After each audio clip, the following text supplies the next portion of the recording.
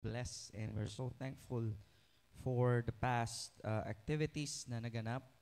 Siyempre, ang ating pong third Thanksgiving. And sabi ko nga po, ang program pong yon ay hindi lamang siya basta program. It should remind us and reflect kung ano po talaga yung laman ng ating puso. So, hindi lamang po ito basta pagpapakita lang na meron tayong Thanksgiving. Kundi, talagang mapagpasalamat po tayo. Okay? Although, syempre, as a human being, ako nagtataka bakit tinatanong kayo kung sino yung gusto magpasalamat. Ang sabi, nahihiya. O, sige, granting. At least, kahit paano, next time siguro, pag merong ganyang offer sa atin to witness, no.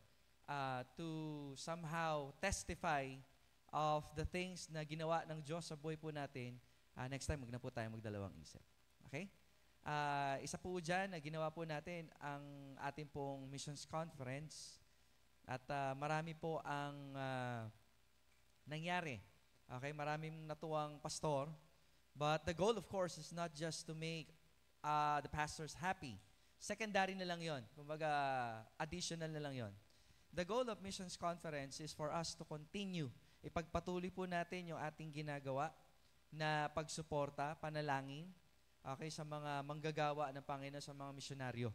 So again, meron na po tayo sa Taiwan, sa Thailand, sa Guatemala, and tignan natin kung willing pa ba kayo na tulungan ang isa sa missionary sa India at isang missionary dito sa may Bacolod.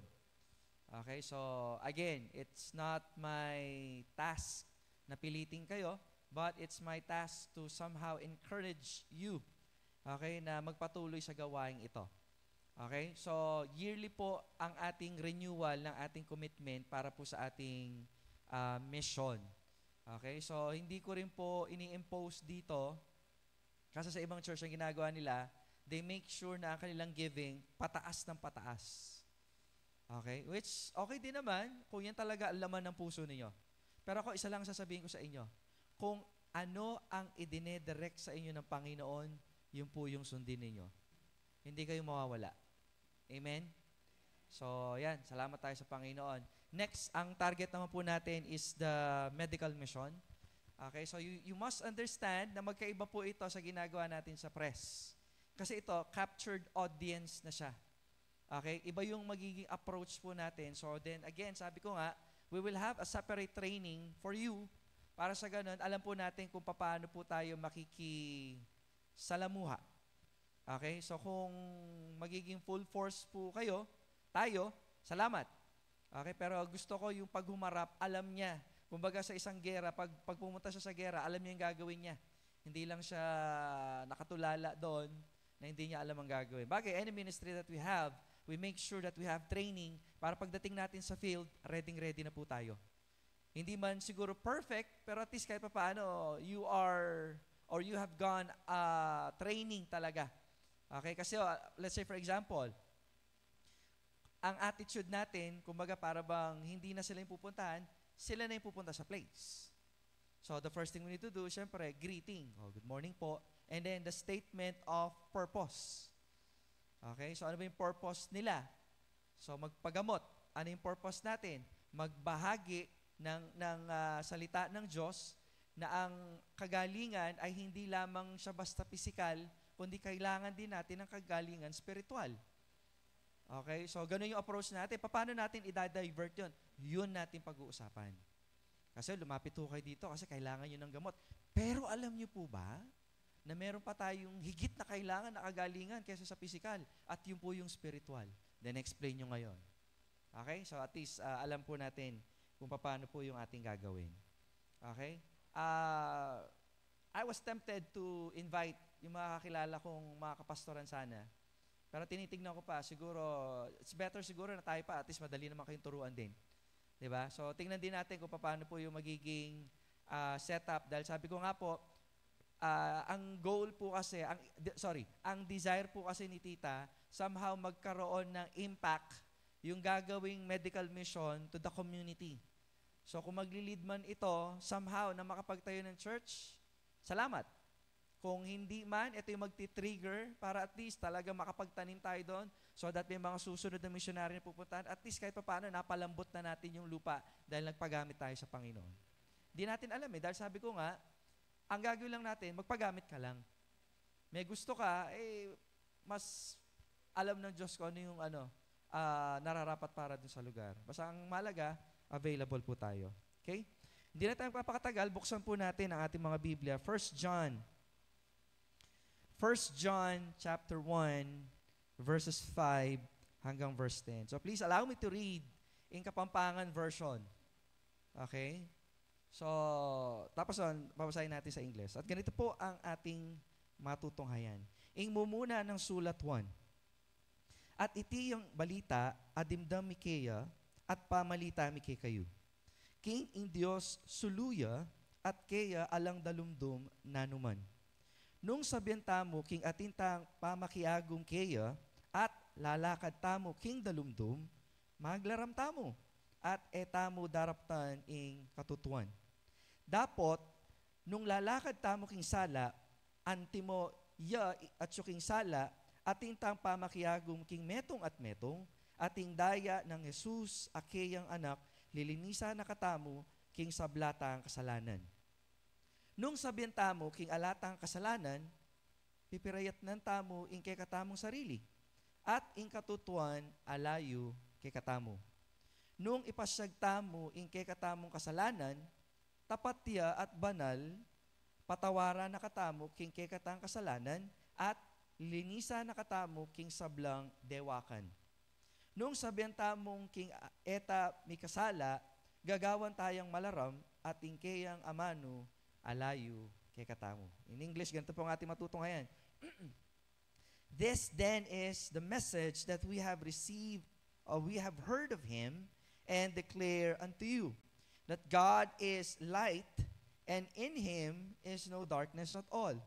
If we say that we have fellowship with Him, and walk in darkness, we lie and do not the truth. But if we walk in the light, as He is in the light, we have fellowship with one another, and the blood of Jesus Christ, His Son, cleanseth us from all sin. If we say that we have no sin, we deceive ourselves, and the truth is not in us. If we confess our sins, He is faithful and just to forgive us our sins and to cleanse us from all unrighteousness. If we say that we have not sinned, we make Him a liar, and His word is not in us. Tayo po'y manalangin. Panginoon, purihin po ang pagkabasa po ng iyong banal na salita. Hiningi po namin, Panginoon, na minsan pa, ang banal na Espiritu ang patuloy na kumilos, mangusap sa aming kalagitnaan. Kayo nga po, Panginoon, ang patuloy na maitaas sa pamamagitan ng pagkakaunawa, pamumuhay, at ang aming pong kabanalan ay maging kaaya-aya sa iyo. Panginoon, minsan pa kami po ay humihingi ng kapatawaran dahil nais po namin na sa bawat pag-aaral na meron po kami, maging kaaya-aya po ang aming gagawin. Salamat po ng marami. Ito po ang aming dalangin at samo sa pangalan ni Jesus. Amen at amen. Mari na po tayong maupo. Now, lahat po tayo ay, siguro familiar ho kayo sa awitin na Walking in the Light. It's a great thing to praise the Lord. It's a great thing to praise the Lord. It's a great thing to praise the Lord. Walking in the light of God. Walk, walk, walk, walk in the light. Walk, walk, walk, walk in the light. Walk, walk, walk, walk in the light. Walking in the light of God. So, that song is a children's song. Ang awiting ito ay awiting pangbata, pero meron siyang mensaheng pangmatanda. Amen? Sapagkat ito ay pangungusap or mga pangungusap na hango po sa ating mapag-aaralan ngayong gabing ito. By the way, the title of the message for tonight is Walking in the Light. Napakasimple lang. Okay? Walking in the Light. So for us to have a statement kung paano po tayo magpapatuloy, we need to answer a question. So ano yung tanong? How to walk in the light. Paano tayo lalakad sa liwanag? Sapagkat bilang isang mananampalataya, tayo po ay naging mananampalataya. Tinawag tayo mula sa kadiliman patungo saan?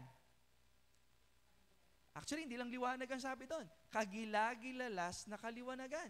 Meaning to say, kamangha-mangha. Hindi mo maarok, hindi mo matalos, hindi mo maipaliwanag. Bakit nga naman hindi? Kasi paano ka nga naman lalapit sa Panginoon kung nasa kadiliman ka? Unless na ang Panginoon ang siyang magpakababa, ang siyang kumuha at nagligtas sa atin, wala tayong magagawa sa sarili po natin. Totoo yung sinasabi ng Panginoon. Walang humahanap sa Diyos. Walang matuwid. Wala kahit isa. Amen? So for us, believers in Christ, kinakailangan po nating tandaan na tayo po ay tinawag saan? Mula sa kadiliman. Tinawag upang mabuhay, lumakad, at manatili sa liwanag. Amen po ba? Tinawag, okay, mamuhay, manatili sa liwanag. Sino nga ba namang tao ang gugustuhin na nasa liwanag na tatakbo pa ng dilim? Ang mga tao na nabubuhay sa liwanag at tatakbo sa kadiliman, meron hong tinatagong kasamaan. Kasi mga gumagawa ng masama, wala sa liwanag yan. Bakit? May expose. Tama po ba? That's the purpose of light. Tama? To see clearly what is happening, to see clearly what is the situation. Halimbawa, kung may narinig ka sa isang kwarto, madilim, ang gagawin para malaman mo, buksan mo liwanag. Tama? So kung gusto mong maintindihan at hindi ka mapahamak, halimbawa, naglalakad ka sa isang madilim na lugar, you need to have light. Kaya pala, maraming mananampalataya ang napapahamak sa kanilang paglakad, wala sila sa liwanag or hindi nila kasamang liwanag. You see, it is important for us to understand, na maintindihan kung gaano kahalaga ang mga bagay na ito. Tatlo lang gusto ko makita ninyo. Okay? Para hindi tayong tatagal. Una, we need to acknowledge the light. Okay? Kasi sabi po dito, ganito sa verse 5, "This then is the message that we have heard of Him and declared unto you." Ito yung tinanggap namin na ibinibigay namin kanino? Sa inyo. Itong mensahe ng kaliwanagan na kinakailangan na tayong lahat ay manatili sa liwanag. Sapagkat ang nabubuhay sa liwanag ay nabubuhay sa buhay. Those who stay in the light, lagi equals yan equivalent lagi. Light equals life. Tanggalin niyo pinaka-source ng liwanag sa sanlibutan, which is the sun. Mamamatay tayong lahat. Alam niyo ba yan? The source of light sa earth, scientifically, okay, is the sun, which is the nearest star na malapit sa earth. So pag tinanggal niyo yan, wala nang buhay. A simple illustration, kung pupunta ka ng isang baryo sa gabi, pag wala kang nakitang liwanag, walang tao, walang buhay. The indication, di ba, na alam mo may buhay sa isang lugar, sa oras ng kadiliman, may liwanag. Ganon din ang nasa Panginoon. Mga kapatid, kung tayo ay tunay na buhay sa Panginoon, dapat nagliliwanag ho tayo. Matthew chapter 5, verse 16, "Let your light so shine before men." Amen? Dapat talagang nagliliwanag. It's very difficult to preach nowadays kasi nga po, kinakailangang ipaunawa na ang bawat salitang sinasabi sa salita ng Diyos ay hindi lamang para, alam mo yun, mapansin, para lang magsabi tayo ng amen, kundi para makita ng totoo, ng may ebidensya ng paglakad sa ating pamumuhay. So pag may liwanag ka, dapat nasa Diyos ka. Napakasimple lang Ang nasa Diyos, lumalakad sa liwanag. Ang taong naliwanagan, nasa liwanag. Kaya nga naliwanagan. Ngayon, it is very, ano bang tawag dito? Reciprocal, kabaliktaran. Diba? Na tayo nasa Panginoon, pero iba yung paglakad ho natin.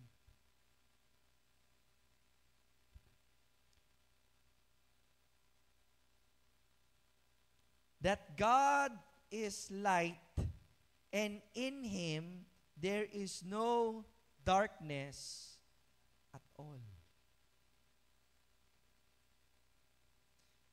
Kaya pala, kayong nasa liwanag na, when you try, kapag tayo sinusubukan nating lumayo sa Panginoon, nabubuhay tayo sa kadiliman, pag ang Diyos nangungusap pa rin, inire-reveal niya kung sino ka. Diyos ng liwanag eh. Yeah, that's the right term. God is unveiling, exposing you. Sino ka ba naman para habulin ng Panginoon? So kapag nire-reveal ng Panginoon yung kasalanan mo, ibig sabihin mahal ka ng Diyos, anak ka ng Diyos. Pero kung ikaw, pilit ka pa rin lumalayo sa liwanag, baka hindi ka anak ng liwanag. Kasi anak ka ng liwanag, ba't ka pa nabubuhay sa dilim? Ba't ka pa rin nagsusugal? Ba't ka pa rin nabababae? Ba't ganyan pa rin yung klase ng barkada na meron ka? Bakit ganyang klase ng pananamit ang sinusuot mo kapag hindi nakikita ng pastor o nakikita ng mga kapatid? In fact, our life, it doesn't say na ipiplease natin ang ibang tao. Mapuprostrate lang kayo. Kundi ang goal natin bilang isang mananampalataya is to please the one that gives life to us. Please the one that gives life to us. The one na nagdalagay sa atin sa isang napakagandang sitwasyon. Diba? Nasa liwanag. Iba yung nabubuhay sa liwanag, mga kapatid. Hindi madali, pero masarap ang nasa liwanag. Kasi maliwanag mo nakikita yung mga bagay-bagay sa buhay mo. Ngayon, kung pilit mong nilalabanan ang Diyos na kinikilala mo, which is dapat hindi eh. Tama? It's very obvious. Dito lang tingin. Masyado kayo nagpapaano sa dilim. Okay? Yung patalo. It's very obvious kung nasa liwanag ka, hindi mo lalabanan yung liwanag. Sasabihin nyo ganito, pastor, wala naman lumalaban sa liwanag. Tama kayo. Pero sa paraan ng pamumuhay, sa pagpili ng maling barkada, pagpili ng karelasyon, pagpili ng pananalita, pagpili ng pananamit, nilalabanan yung liwanag. Because God wants us to walk in the newness of life that is in Christ. Yung may binagong buhay na nasa Panginoon. I'll be honest with you. Alam ko na pagsasabihan kayo ng matindi. Pero ito lang masasabi ko dyan. Kung tunay kayong nasa liwanag, may magsabi man ng matindi sa inyo o hindi, dahil nakilala nyo ang Diyos, magaang ang paglakad, magaang ang pagtutuwid, kahit dahil ikaw ay anak ng liwanag. It doesn't matter kung pagsabihan kayo ng matindi o hindi. Nararapat din lang kasi nga gusto natin sa liwanag Buti nga, may naggaganon Hindi sa totoo lang, as I have witnessed, okay, churches nowadays, they're pampering the members. Okay, bakit? Para lumaki ang giving. That is not how we do this in our church. Kasi gusto natin lumakad sa liwanag. Amen? Walking in the light, meaning to say, we acknowledge who God is. Ganun lang siya kasimple. Kinikilala mo, dahil kilala mo naman talaga, dapat, ang Panginoon, kasi tinanggap mo na siya. Ngayon, sino bang di nakakakilala sa Panginoon? Yung tumatalikod, yung nagbabackslide. Remember si Peter? Sa John chapter 21, di ba? Anong palatandaan ng mga backslider? Bumabalik sa dati. Ano palatandaan ng mga nagbabackslide? Hindi nagtatagumpay sa lahat ng bagay na ginagawa niya sa buhay niya. Nagtatagumpay, meaning to say, hindi lang sa level ng mundo, Ibig sabihin, kahit may pera, hindi siya masaya. Wala siyang kapayapaan. Wala siyang pag-asa. Pero nasa kanya na lahat.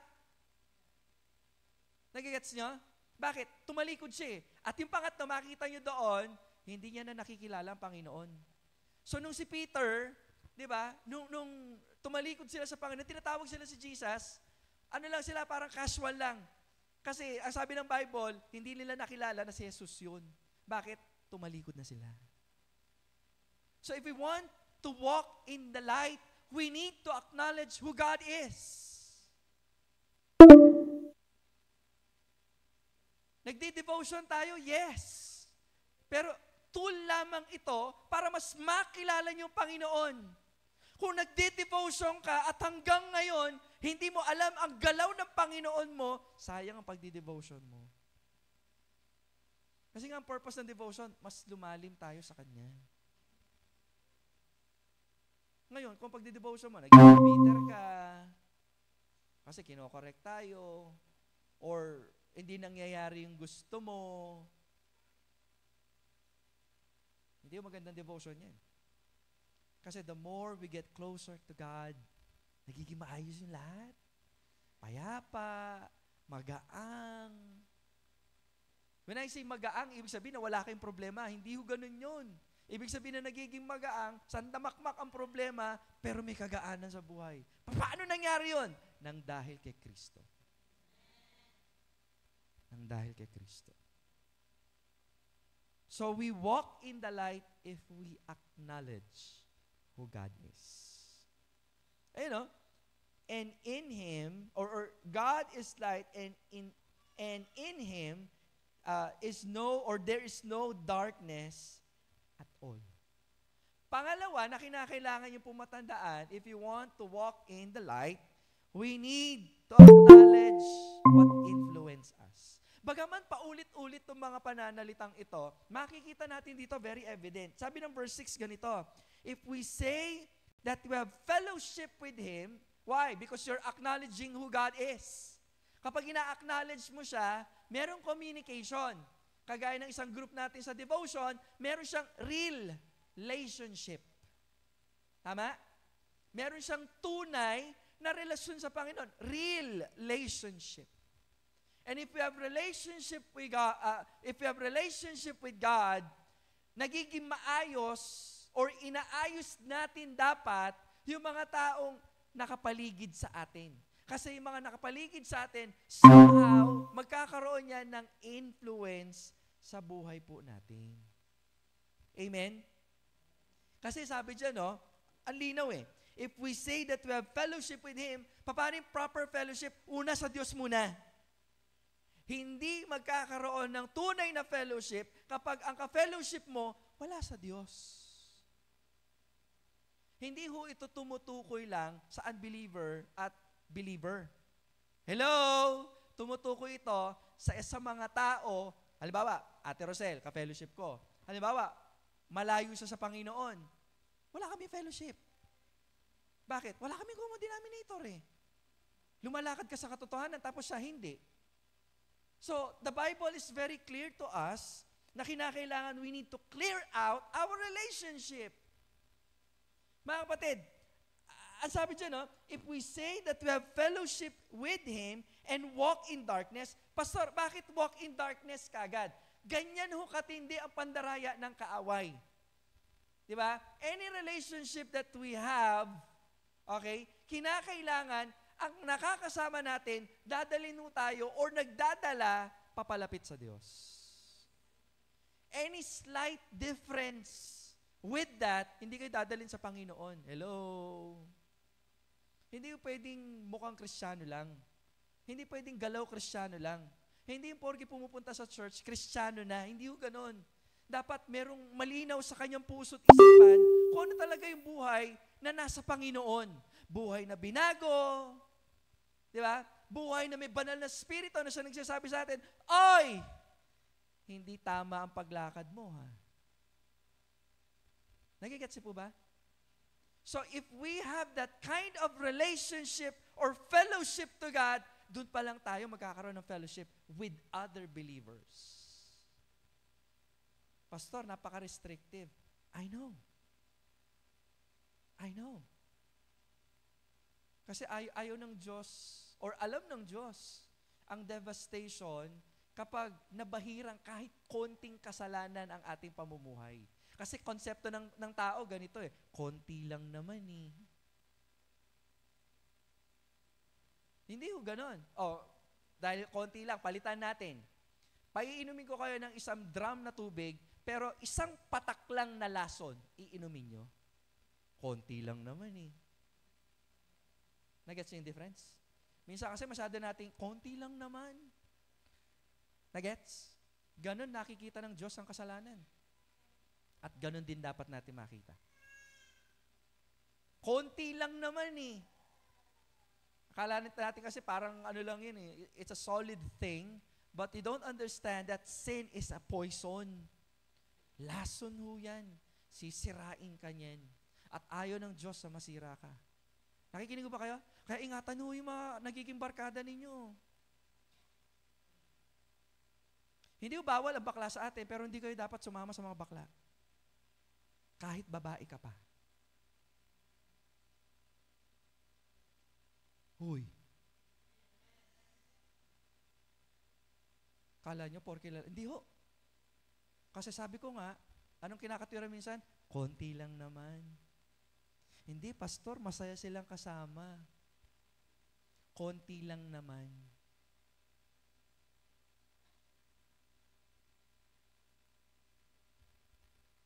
Every time na may humingi sa akin ng advice, kasi karamihan sa naging kaklase ko, na-overcome nila yung pagiging, okay? Sa papaanong paraan? It is the total separation, okay? It's a total fasting ng kanilang buhay sa mga taong pwedeng mag-influence sa kanila kasi hindi maganda. And if you are that person that's struggling with that kind of struggle, I suggest mag-quit ka ng pag-aaral, mag-quit ka ng trabaho, dahil mas gugustuhin mo pa ang hindi mag-aral, hindi magtrabaho, kesa masira ang buhay mo sa Panginoon. Ganon din sa relationship. Akala nyo yun lang ha? Relationship.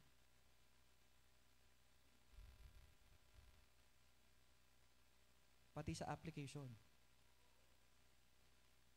Any app sa cellphone ninyo na hindi nakakatulong sa paglago, dapat mawala. Ganyan dapat ang application na ginagawa niyo every time you read the Word of God. It pushes you.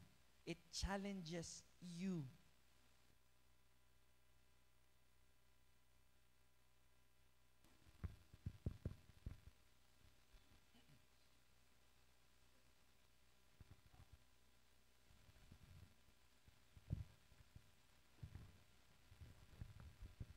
Tinutulak kayo na layuan ang anumang uri ng bahid, itsura ng kasalanan. Hindi ko alam kung hanggang saan na ho kayo. Huwag nyo nang hintay mag-New Year para sabihin nyo, New Year's resolution. Hindi. Bakit? Konti lang naman, pastor. Magiging lason yan sa inyo. Konting TikTok lang naman, pastor. Konting oras lang naman ng panonood.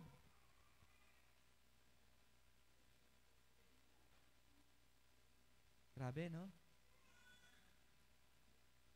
Hindi ko kayo sinigawan. Pero sana yung salita may suntok. Yung diretso sa panga, yung knock out kayo, yung matatauhan kayo, oo nga no. Ngayon, kung nagmamatigas ka pa rin, nagawa ko na yung trabaho ko. Gusto mo sa dilim, mabuhay ka sa kadiliman.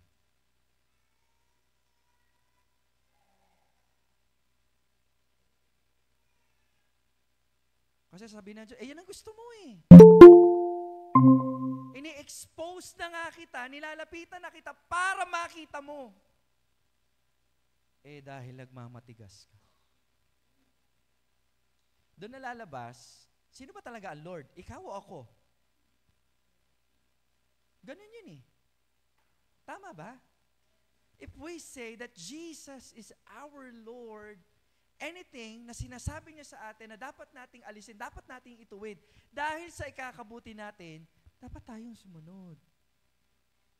Ngayon, kapag hindi ka sumusunod, eto lang ha, be honest.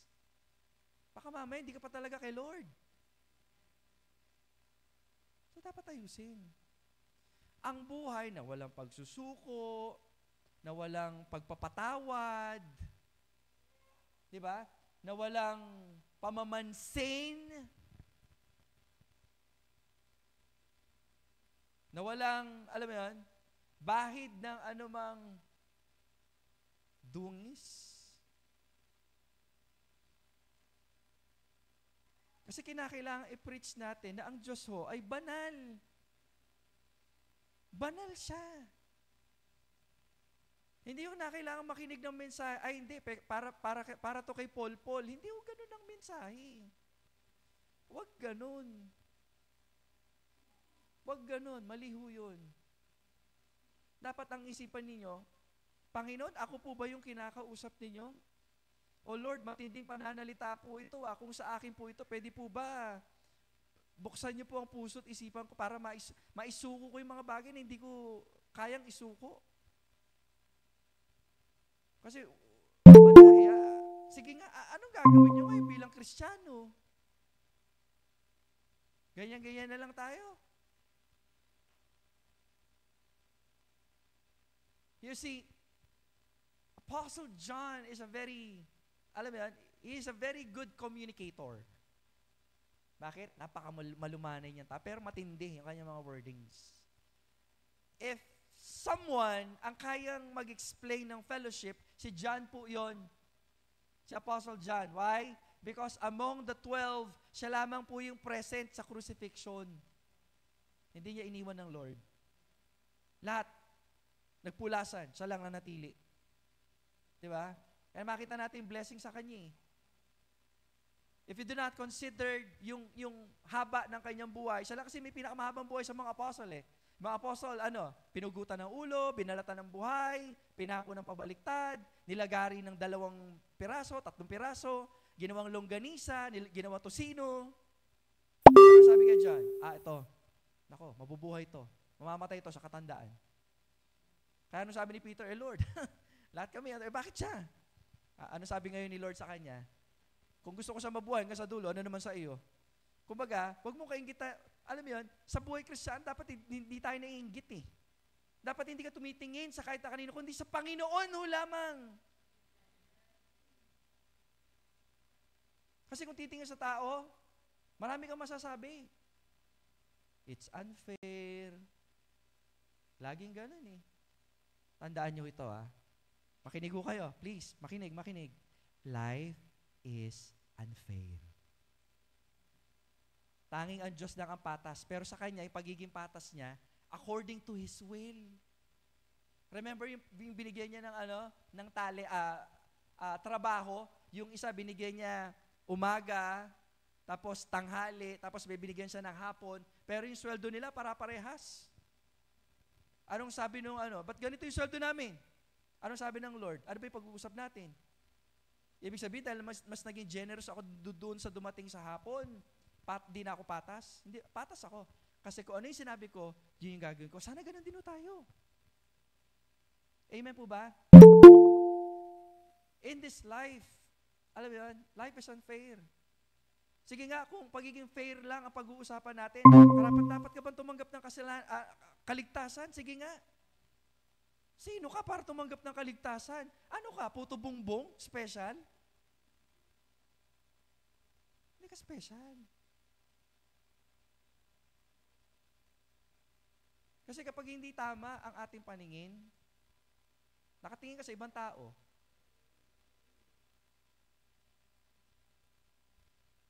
nakatingin ka sa leadership, si pastor hindi patas, may favoritism.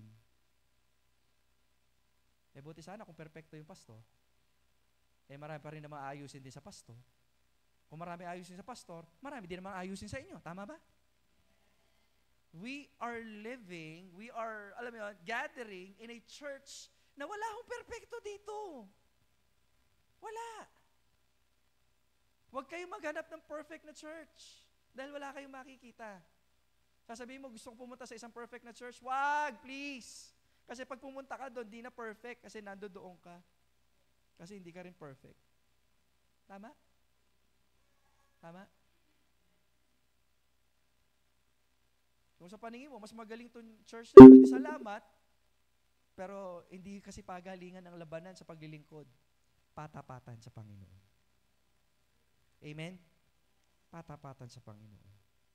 So we need to understand that lagi, okay, always, when we talk about God, lagi ang description niya, He is light. He is life, life giver, di ba? Life sustainer, the author of life. Lagi kanino? Sa Panginoon lamang.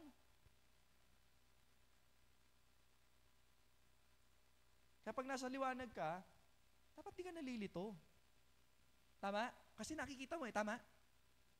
Meron bang sobrang liwanag, tapos di naman malabo yung mata mo, kilala mo yung kausap mo, hindi ka nalilito. Bakit? Maliwanag eh. At wala rin natitisod. Amen? Sino dito hanggang ngayon, tagal mo na Kristyano, natitisod ka pa rin? Pastor, kumidi ng pongka na yung Thanksgiving. Na ako mag-church. Itel, magdala yung buko ako, pongka niya, mumetong niya po. Di ba, natitisod pa rin hanggang ngayon? Mag-uusap po tayo dyan. Kasi baka meron pa rin. Kasi ang kahaway, very, very tuso yan. Kunwari, tatawa-tawa lang kayo, pero totoo yun sa puso ninyo. Ba't yung iba, mas maraming nabigyan, ba't kami hindi? Huwag ganun. Huwag ganun. Kung binigay mo na kay Lord, si Lord na ang bahala magpala at magbalik sa iyo.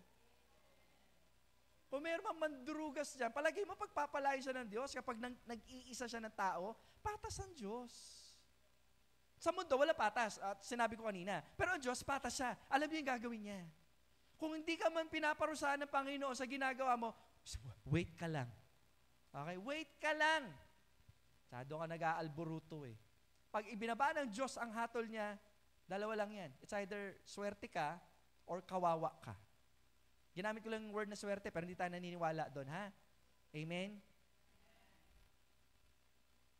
So please mga kapatid, pag nasa liwanag ka, di ka na dapat natitisod. From the word tisod, actual na natitisod, kasi nga maliwanag eh. Pag maliwanag ka na, nakita mo yung dadaanan mo, pag may nakaharang, dapat tumayo ka. Bakit? Matitisod ka eh. And dun sa figurative na tisod, ibig sabihin yung tipong hindi ka lang nakakamaya, magtatampo ka na, di ba? Galit ka na sa lahat, hindi ka na magdi-devotion, o magdi-devotion ka na, ano pinagsasasabi mo? Tipong ganun. Mga kapatid, if He is in the light, and we are in the light, and there's no darkness at all, therefore, wala nang pagkatisod. Kung natitisod ka, okay lang naman yan eh. Okay? Bakit sinasabi okay? Mararanasan mo yan. Pero pag natisod ka, balik ka sa liwanag. Kaya ka natisod, nawala ka sa liwanag. Yun lang yun. Kasi di mo nakita eh. Malabo pa sa iyo. Kung ano-ano yung nakikita mo, kasiraan ng kapwa, kasiraan ng pastor, kasiraan ng devotional leader, kasiraan ng kasama mo sa devotion. Tsaka huwag ko masyadong magpapastress. Kaya na naman, late na naman, siguro malakak na naman. Although minsan nakakagalit talaga kasi nga, ang desire natin, gusto natin lahat maging maayos tayo sa Panginoon eh, which is tama nga naman. Pero hindi ho lahat, alam mo yun, nandoon sa same.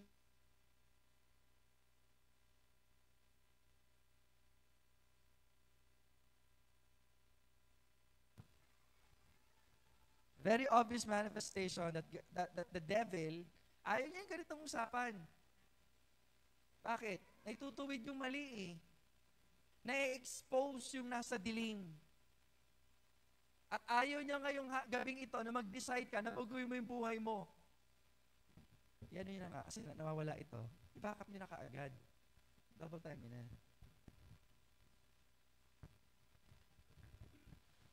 Okay? So, ayaw po yun ng kaaway. Pangatlo, at dito tayo magwawakas. Okay? So, acknowledgement of God. Okay? Pangalawa, acknowledgement of the influence. And pangatlo, acknowledgement of the limitation. Okay? Ito ngayon ang sabi dito sa verse 7. But if we walk in the light as He is in the light, we have fellowship with one another, and the blood of Jesus, His Son, cleanses us, ano sabi diyan? From all sin.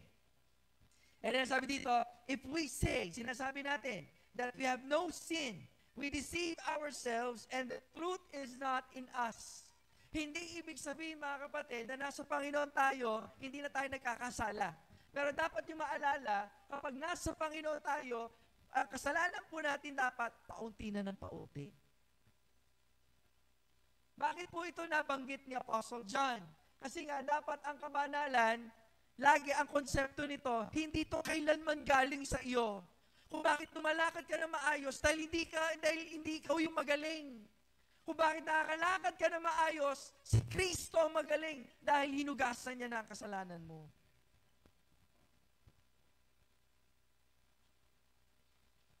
Kasi sabi dyan, if we say that we have no sin, that is one of the temptation ng mga nasa religious circle na tinatawa. Minsan kapag, alam mo yun, ligtas ka na, you are serving with vigorousness, di ba? With zeal, ika nga. Ang masaklap nun, ang tingin mo sa kapwa mo kapag hindi sa sing level ng paglilingkod mo, tingin mo sa kanila masama. May naging member ho tayong ganun. And that is too dangerous to live like that.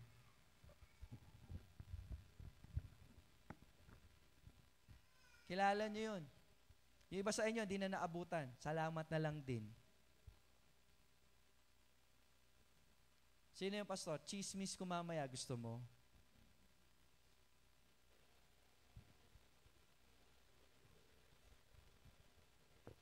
We need to acknowledge our limitation so that you may understand na mabubuhay lamang tayo sa pamamagitan ni Kristo.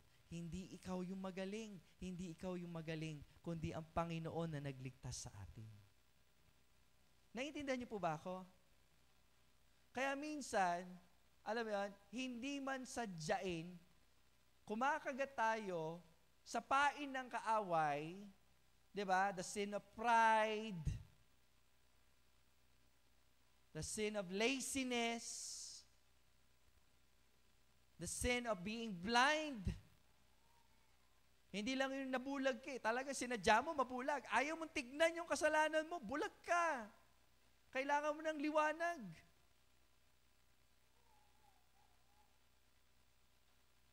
Kaya mga kapatid, ang paglilingkod natin sa biyaya at tanging sa kahabagan ng Diyos po sa atin. Pag sinabing biyaya, tinanggap po natin ang isang pagpapala kahit hindi tayo karapat-dapat. Pag sinabi namang awa, yung parusa na dapat o karapat-dapat sa atin, pinigilan ng Diyos. Bakit? Nang dahil kay Kristo. It's only by Christ at tanging sa Kanya lang dapat sumentro ang ating pong paglilingkod. Wala nang iba. Hindi dahil magaling kayong mag-share ng gospel.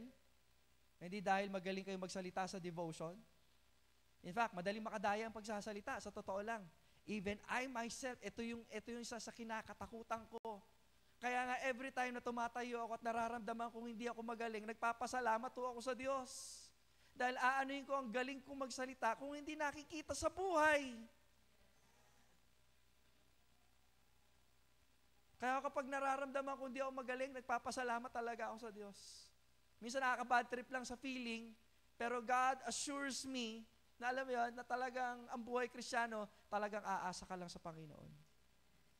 Nawa, ganun din po tayo. That is how we need to walk in light. Walking in the light of God. Walk, walk, walk, walk, walk in the light. Tayo po lahat tumayo. Tayo po yung manalangin.